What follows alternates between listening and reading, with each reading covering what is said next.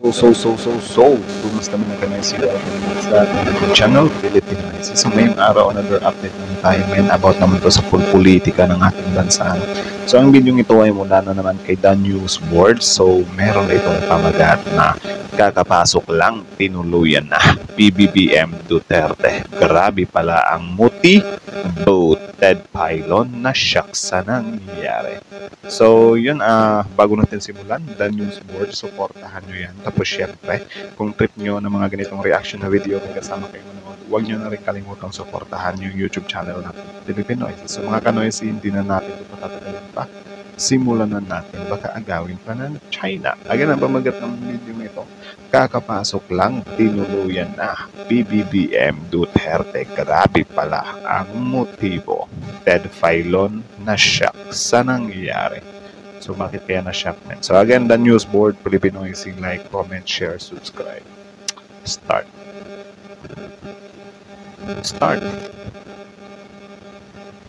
Naku, nag-lag.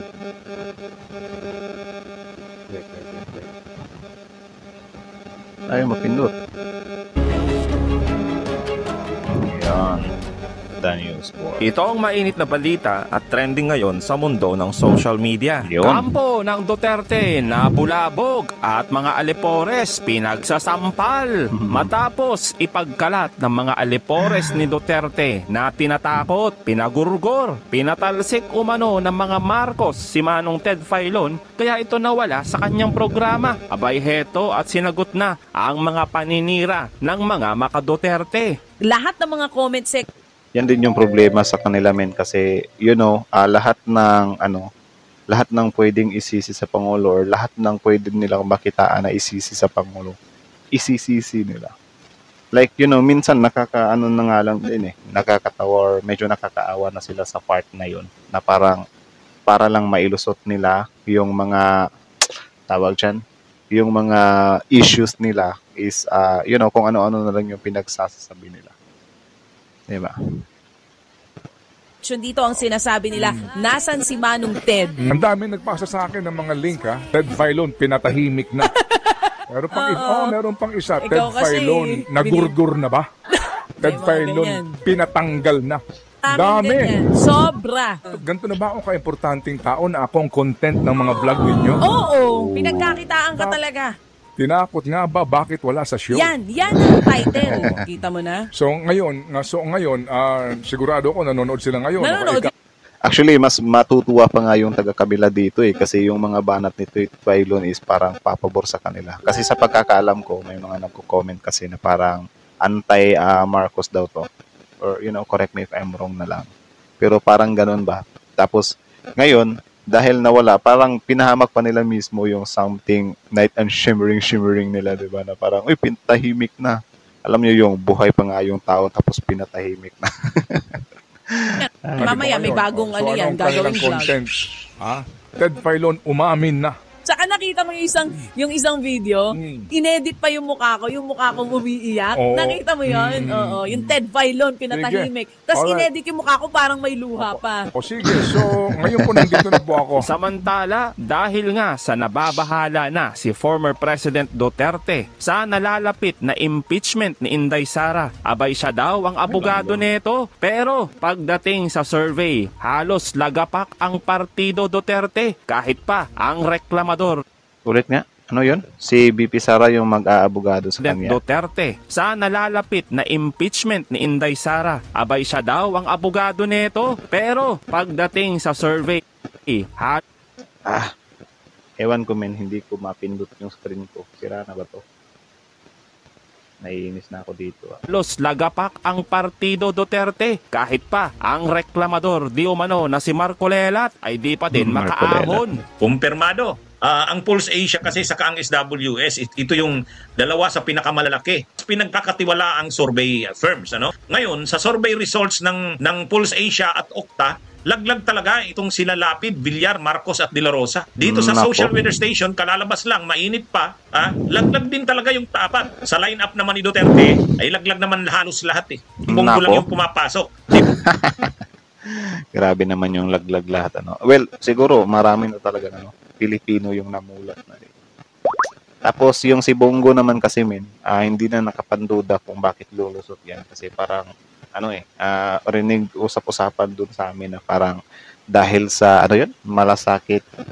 malasakit program ba yun? Something like that. So parang doon nila kinikredits yun eh. So parang malaki yung nila doon. Malaki yung some kind utang na loob daw nila doon. So, ewan ko, pera naman ng gobyerno ata yun eh. Bato, laglag talaga. Magandang balita ito. Yung mga gusto kasi natin, yung mga matitino, malayo sa survey. Pero nakakatuwa na rin na yung mga gusto rin nating malaglag sa line-up ni PBBM kasi hindi naman lahat ng nasa line-up ni PBBM matino eh. Ito Tama. naman talaga ang mga ayaw na nating manalo sa line-up ni PBBM. Kung may matatalo man o malalaglag sa line-up ni PBBM, Mga ito Villar. talaga yung mga gusto natin. Si Lito Lapid, si Camille Villar. Sa line-up ni Duterte, wala tayong gustong pumasok. Kaya lang pumapasok sa survey si Bongo. Hayaan nyo, ikakampanya natin na malaglag yan si Bongo. Medyo si Abalos, medyo maganda. Grabe din yung kay Lito Lapid na parang nung huling video na nakita natin na parang first time niya daw magsalita. Parang doon na dismaya yung mga tao na parang anong klaseng senador ba to? Bakit ba binoboto pa to? So ngayon, since parang kulelat sa survey, sana nga hindi na makalusot kasi nakakaano ng magluklok ng mga artista dyan. Ganda yan sa line-up ni PBBM eh. Pero hinahatak rin kasi si Abalos ng mga DDS. Galit na galit sila kay Abalos dahil ito yung nagpakulong kay Bantag. Ito yung nagpakulong kay Tebes. Ito yung nagpakulong kay Kibuloy. Pero ang totoo, gusto ko rin kung may papasok man sa line-up ni PBBM, si Abalos sana. Dagdag naman ng isang Marcos supporter, mas maigi pang ibalik ang mga liberal kaysa mga maka-Duterte. Ayaw ko rin ng liberal, Sorry, gusto ko rin ng siguro mga bago-bago So, kung hindi Duterte, hindi rin liberal. So, sino? Yung nasa gitna. Or yung mga may mga malalakas ba tayong mga independent lang na tumatakbong senador? Sabi ko sa inyo, much better iboto ninyo yung liberal na senador. Simula nung pinalitan ni Digong ang liberal na senador, nagkandalit-silitsi ang Pilipinas. Lahat ng senador na pinasok ni Digong, ni isa walang naipakulong. Si Robin walang kwenta, si Bato walang bata, si Bongo nagagala, Cynthia Villar puro lang pangangkin ng lupa. Mga Cayetano ganun din, puro daldal lang. Maliban na lang kay Risa Hontiveros. Grabe. Grabe yun. Grabing line-up yun, Grabing line-up yun. Actually, in fairness kay Senator Risa Hontiveros, ayaw ko talaga sa kanya, Like, legit yun. Pero, nung time na hinandle niya yung Pogo, grabe, napaano ako doon na parang, ganito dapat yung senador. Diba? Walang pinipili ba? Babanggain talaga lahat. Kasi, syempre, that time, nung na Robin Padigat, si Bato, pinoprotektan nila si Kibuloy, parang, naano ko sa sarili ko ba? Grabe, ang hirap ng pumili ng senador next time, or next election. Kasi parang kung sino-sino na lang yung mga pinapasok kasi natin dito, tapos yung iba, wala, parang ewan, parang mga lutang kapag ka nasa pwesto na. Kung hindi dahil kay Risa Hontiveros, hindi makulong si Alice Go. Hindi Tama. makatakbo si Harry Roque ng ibang bansa at magtago. Sabi ko sa inyo, ibalik ninyo yung mga senador noon. Mas maganda pa yun. Ngayon, mga senador ni Digong, buwaka ng inang tawatan na yan. Saan yung pinagyayabang ni Digong dyan na magaling si Harry Roque? Bakit si Harry Roque ngayon pati yung asawa niya nagtago sa Abu Dhabi? Nako. Ibuboto niyo pa ba si Kibuloy? Kapag hindi Yun. kayo bumoto sa akin, hindi kayo mapunta sa langit. Ang ina niya, hindi nga siya nakapunta ng langit. Tapos ako, pabubotohin sa kanya para makapunta ng langit. Tama yun. Hindi niya napastop yung pagpahuli sa kanya, di ba? Tuntog yung ulo mo, magkulong ka na lang dyan habang buhay. Uy. So yung advisor, go for the jugular. No? Tapusin mo as soon as possible, pabagsakin mo ang mga Damocles swords sa ulo ng mga Duterte para hindi ka maging lame duck at hindi matreten ng iyong survival. Noong January, ay tinreten ka na ng tokhang dahil bangag ka daw. Hindi makita Tapos sa yung anak, cellphone ko, baka naiinis mangyari ako. daw sa iyo yung nangyari sa Romanov. Tapos, yung isa pang anak, yung vice president, tinreten ka ng assassination. Ang daming napatay during their term. Di ba? Grabe. 35,000. So, hindi yan biro. Hindi ito sa pinang political survival, kundi physical survival. Gising! Hindi ka sasambahin yan. Sabi nga ni Vice President Sara Duterte, hindi ako nakakalimot at hindi ako nagpapatawad hanggang libingan. Kailangan pa bang i-memorize yan? Well, nakita mo naman nung humarap siya sa Senate hearing, na-bully, na-cajole, no? Na-seduce niya yung mga senador. Sila ang pumanat sa kanya. Yun, Actually, kung sinasabi ni VP Sara na siya yung lawyer or mag-aabogado sa tatay niya, parang mahihirapan siya, men. Sarili niya nga, hindi niya may pagtanggol, di ba? Nung dinala siya doon sa Senate nga, parang wala barado siya parati. Kung ano-ano na lang yung pinagsasasabi. Di ba? I think siya nga yung nagpahamak sa administration talaga nila Di ba? Yung butas sa kanya nakasentro Kita nyo yung pagbabalik ni PRRD doon sa Senado, parang nilalaro niya lang yung mga yung mga nagtatanong sa kanya. Pero si VP Sara, wala parang bata na parang nag-ano lang kayo kasi marami kayo, something like that yung mga pinagsasabi. Tapos siya pa yung maglo-lawyer sa tatay niya, parang di niya maipapanalo yun. Yung role niya, no, sa hindi legal. Ang role niya is mabuli. Imagine mo si Digong nasa impeachment court, no? Tapos tinititigan niya yung mga senador. Yung mga killer looks. Diba? So ganun yung role niya. Paano si Digong kasi wants to make a spectacle out of himself. Diba? Mahilig siya sa spectacle So lahat ng tao manunood. Nandiyan si Digong Diba? Talo ka niya ng telenovela. Nandiyan siya, manggugulo, magpataob ng lamesa sa korte. Diba? Lalaruin niya lang din talaga, men. Akala ko nga dati nung nabalik siya sa Senate ba yun or sa Quadcom ba yun yung interview niya last time, na parang grabe yung engagement, grabe yung reach, grabe yung ingay na na-post niya. Tapos yung mga vloggers nila dati nung time na yun, ganado ulit kasi 'di ba parang nung Pogo times, tapos nung sa confidential funds, lugmok talaga sila. Pero nung bumalik si Digong doon, parang talaga nabuhayan ng loob yung mga Alipores niya. 'Di ba? Inaabangan din talaga, men. Akala ko nga dati paktay na. Wala na to, parang ira na naman nila to. Buti na lang parang naano na naman ulit yung niya, yung pagtaas niya or yung ingay niya. Parang nasupalpal na naman. So, tingnan talaga natin to, men. If ever talaga. Hindi mo naman siya mapapa-eject. Di ba? Wala ka lang eject button. Pinalabas mo siya, spectacle din yun. Di ba? Habang may dala siya ng mga tunay na abogado. Hindi naman siya kilala sa mga landmark cases So, hindi naman siya magaling na abogado. Pero magaling siyang magtaob ng lamesa. Yun yung role niya. Hindi niya mabubuli yung mga senador na wag bumoto for conviction. Kundi niya mabubuli, guguluhin niya. Guguluhin niya. So, marami siyang role dyan na pwedeng kampanan. No? I-pressure yung mga senador na wag bumoto for conviction. Or kung bumoto for conviction ang mga senador, guguluhin niya yung buong proseso. Ang ipepresent niya, the specter na meron pa silang consolidated base. Medyo tricky lang yung tapang ni PRD that time kasi yun nga, sabi niya, iharap niyo sa akin yung ICC. Or parang parang hinamon niya na parang hindi ako takot. Ang tagal naman yan. Tapos nung sa bandang huli, basta siguraduhin nyo na parang may some kind karapatan sila dito or something like that. Biglang cambio So tricky. Can affect, halimbawa yung mga electionists, can affect their chances. Tapos yung iba, natatakbo sa 2028, ganoon din yung mensahe niya. No? Na kami ay may base pa kahit lumiliit. No? It can add or subtract sa boto nyo. No? Yun yung specter sa likod. Pero at the same time, gusto niya na ibuli yung mga senador na ingat kayo. Pag kami nakabalik, yari kayo. No? Ganun yung ang dami niyang panyal ang dami niyang mga specter na i-represent, no? Parang mensahe niya, kung makabalik kami, ingat kayo. Baka matokhang kayo. Di ba noong January 28, yun ang sinabi niya, na itong bangag na presidente, buti na lang, hindi na ako presidente, kung hindi nakasama siya sa tokhang. Di ba ganun yung... Puro lang din naman ganun. Tapos kapag nung term niya naman, wala naman talaga silang mga super big talaga na mga tawag siyan, mga sindikato na naligpit. Puro lang yung mga nasa baba. Kaya nga pinagdududahan. Tapos yung anak niya, nag-threaten ng assassination. Presidente, sa First Lady, at saka sa Speaker. So, yun yung isang panakot niya. Yung isang panakot, yung pinag-uusapan natin, yung boto. Kahit lumiliit po kanilang base, pwede itong makadagdag o makabawas dun sa mga re-electionists at yung mga tatakbo sa 2028.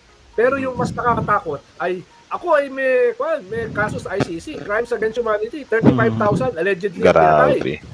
Ingat kayo. Baka makasama kayo, di ba? Sabi niya sa Senate hearing, tinanong siya tungkol sa tokhang, anong sabi niya? Kulang pa. Kaya yung mga senador, tititigan niya sa mata, gusto niya pa makasama sa tokhang. Pero mismo yung paghuli kay Duterte. Grabe, magaling talaga siyang magaling siya sa mga ganyang bagay talaga, min. I think dyan niya talaga tayo nakuha dati. Or siguro kami lang, yung mga bumoto talaga dati na parang napaniwala pa. Pero ano talaga yung taktika niya? Ibang-iba sa ano. Ay gagawin niya spectacle. So, di ba sabi niya several months ago, pag hinuli ako ng ICC, no, imamassacre ko sila. Grabe. Huwag mo kalimutan, meron siyang 350 na registered firearms. Meron siyang capacity na gawin yun, no? Oo. Tapos sabi niya, patayin niyo na ako, hindi ako papahuli. So gagawin niya spectacle yan. Kaya kung sino yung unang kumurap, yung presidente ba ngayon o yung presidente dati, yun yung makikita natin. Actually, calculated yan. No? Dahil meron naman siyang kasamang mga abogado na legal experts, no? Katulad ni Panelo. Ano din? Wait lang. Ba't hindi ko mapindot? Naiinis na ako. Sira na ata yung cellphone ko. Ano din, yung mga taga-suporta din nila, gaya nun si Dado, tapos yung iba pang mga alipores niya, grabe din.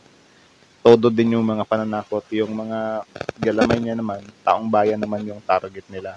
Or yung AFP, PNP na parang, ay kayo, bantay kayo sa akin, something like that, diba? So, iba din yung karakas talaga nila. Parang, ewan ko kung strategy nilang lahat yan or nagkataon lang na pare-pareha sila mag-isip. Ewan. Pindot. Habang ang role ni Digong iba. Ang role nga niya is more political. Ang role niya, mampuli. Ang role niya ay manakot. No? Ang role niya ay magtaob ng lamesa. Kaya medyo calculated yun. No?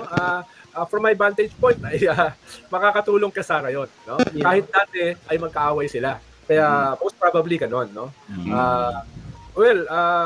Yung ilang mga senador may legal background naman, mga abogado naman. Pero marami rin ang medyo kakarampot ang alam sa batas at saka sa konstitusyon. Pero sabi nga natin, it's more political. It's about numbers.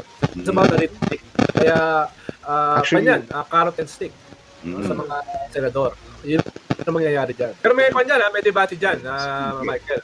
Dahil yung iba, ang iniisip ay dapat tapusin yung trial na yan bago mag-midterms. Habang dependent sa strong incumbent president, yung ilang mga senador. Lalo na electionist, na karamihan ay kasama sa administration ticket. So, yun yung iba. Yung iba naman, ang sinasabi, mas maganda matapos yan after the midterm. Dahil yung ilang senador na So, ano talaga yan? Isip-isip talaga tayo na mabuti kung sino yung mga iluluklok nating senador this coming election, itong Mayo.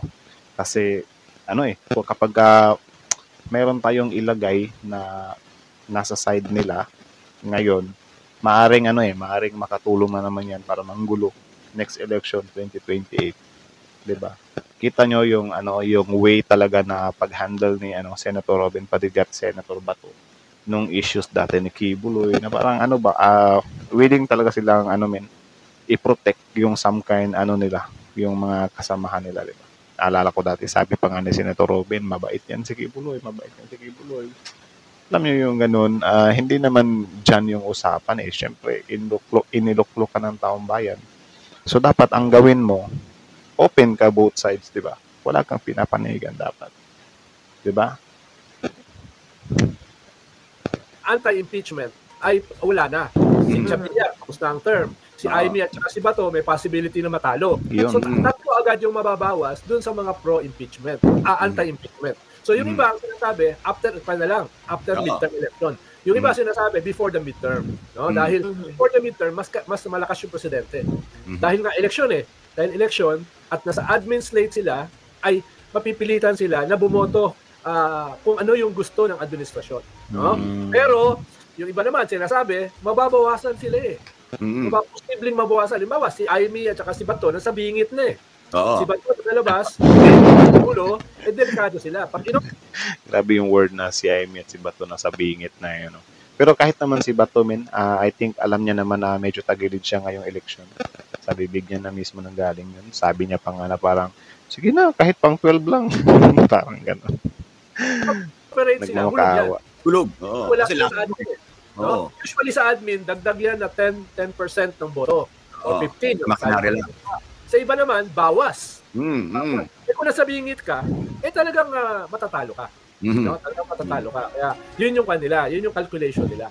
So yan yung debate dyan sa impeachment. Mabilisan yan kung gugustuhin. Kung gugustuhin ng Kongreso, mabilisan yung 30%. Kaya yung Iglesia magrarally sa 13 para mapigilan yan. So marami pa pwedeng mangyari. No? Iba pa yan, episode. Itong iglesia din, din sila nakikialam din talaga sila sa politika min. Ay, nako. So, ewan ko kung ano yung some kind tawag dyan, bakit ganyan sila. Pero siguro nadala na lang din sila kasi meron din naman silang media outlet Sa pagkakaalam ko sa kanila yung Net25, di ba? So, yun lang naman. Kaya ang masasabi nyo doon, pasensya na kayo, naiinis ako sa cellphone ko kasi hindi napipindot Parang sira na ata to. Nakabukaka, nakasuto. Sira na. So, medyo naiinis tayo doon. Hindi tayo makatiming sa paghinto. So, yun lang naman guys. So, again, the news board. Supportahan nyo yan. Original video link in the description box below. Panoorin nyo rin yung mga videos niya. I-like nyo, i-subscribe. Tapos, courtesy na din sa mga nasa loob ng video yun. Second course yet. Tapos, yung isa sa panghuling part. Subscribe nyo rin yun. Supportahan natin sila. Tapos, syempre, bago nyo iwan yung YouTube channel natin, huwag nyo na rin kalimutang supportahan yung YouTube channel natin, Filipino Easy. So, like, comment, share, subscribe. So, kita nyo naman yun. Tatakbo silang senador. Ulit. So, sana, hindi na tayo magluklok ng mga nasa side nila kasi baka, mas lalo tayong mahirapan. Especially sa usaping, West Philippine Sea. Mahirap kasi magluklok na mga pro-China Diba? Baka sila naman yung pipigil. Gaya ngayon, may mga pro-China tayo dyan sa, nasa pwesto na parang magugulat na lang tayo, bigla na lang magbibigay ng mga opinion. Ewan ko kung pinag-isipan ba nila yan. Bigla na lang masasabi na, itigil yung mga maritime exercises na yan. Mga ganyan. Bakit mo ititigil yung maritime exercises? Napakalaking tulong niyan. Diba? Nagkakaroon tayo ng bonding sa mga kaibigan nating bansa. Para if ever time will come, magkaroon na nga talaga ng gulo. Merong tutulong sa atin. Tapos kayo tatanggalin pa. So, dapat maging wise talaga tayo. Abot naman dun sa parang si BP Sara yung nag-offer na parang siya yung maglo-lawyer sa tatay niya. Sana hindi niya gawin yan. Kasi, mahihirapan talaga siya, Even nga yung yung in-interview siya dun sa libro niya na parang 10 million ata yung budget nun. Tinanong lang siya ni Risa Hontiveros kung ano-ano na nga yung pinagsasasabi niya Parang, yun? Correct me if I'm wrong na lang, pero parang ganito yung pagkakasabi niya na parang may masamang tinapay ka sa akin, something like that. Di ba? Parang ganun yung atake niya. Imbis ipaliwanag mo, bakit 10 million yan? Anong purpose niyan? Something like that. Kung ano-ano yung mga pinagsasasabi mo. Di ba? Sa confidential funds, hindi ka nga tawag dyan. Hindi ka makaribat kung ano-ano yung mga pinagsasabi mo tapos ngayon ikaw yung maglo-lawyer sa tatay mo. 'Di ba? Parang ang tatay mo pa nga yung nagwawalis ng kalat mo Kasi hindi mo ma-handle yung sarili mo tapos ngayon ikaw magwawalis ng kalat ng tatay mo. Sobrang labo, 'di ba? So kayo i-rate nyo nga 1 to 10 kung paano maipapanalo ba ni BP Sara yung kaso ng tatay niya if ever siya yung mag-lawyer. Comment 1 to 10. Para sa akin, I think 1. 1/10. Grabe, no? Ang harsh. So again, hanggang dito na lang muna. Thank you so much for watching. Filipino Easy.